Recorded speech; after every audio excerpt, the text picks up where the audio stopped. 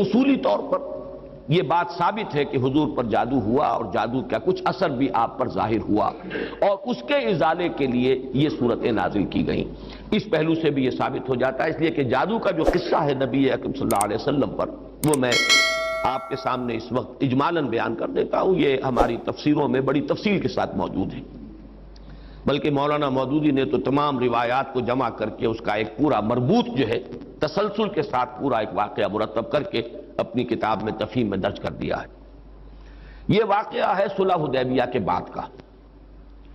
صلح حدیبیہ کے بعد جیسا کہ آپ کو معلوم ہے کہ نبی اکرم صلی اللہ علیہ وسلم چونکہ مشرکین عرب کی طرف سے فارغ ہو گئے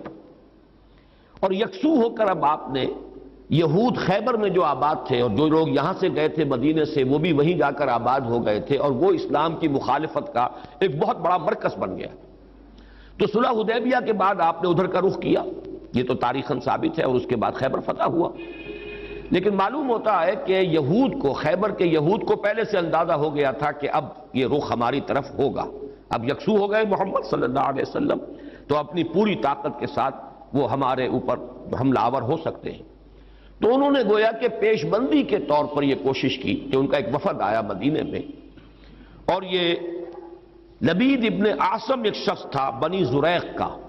جو انصار ہی کا ایک قبیلہ ہے بنی زریق، ان میں ایک شخص لبید ابن عاصم منافق تھا، یا یہ کہ کم سے کم یہودیوں کا حلیف تھا۔ انہوں نے آ کر یہود کے وفد نے ان سے کہا کہ ہم نے تو اپنا سا زور لگا لیا محمد کی مخالفت اور ان کا راستہ روکنے کے لیے صلی اللہ علیہ وسلم، ہم ناکام ہو چکے، اب تم کوئی آخری کوشش کرو، تم بہت بڑے جادوگر ہو، بہت ہی ماہر ساحر ہو،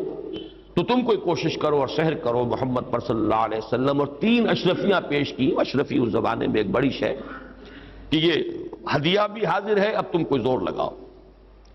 اس نے پھر خدمات حاصل کی ایک یہودی لڑکے کی جو حضور کے ہاں اس وقت بطور خادم کام کرتا تھا۔ اس نے کہیں سے حضور کی کنگھی کے 2-3 دندانے جو ہیں وہ توڑے،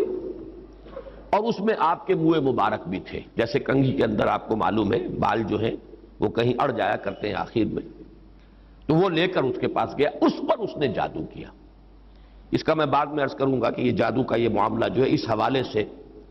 کہ یہ کیا ضرورت ہے کہ بال ہوں اور اس کے حوالے سے جادو کیا جائے، اس کی بھی آج کے اعتبار سے بعض حضرات شاید سمجھتے ہوں کہ یہ بالکل بے تکی باتیں ہیں، لیکن اب جہاں تک سائنس پہنچ چکی ہے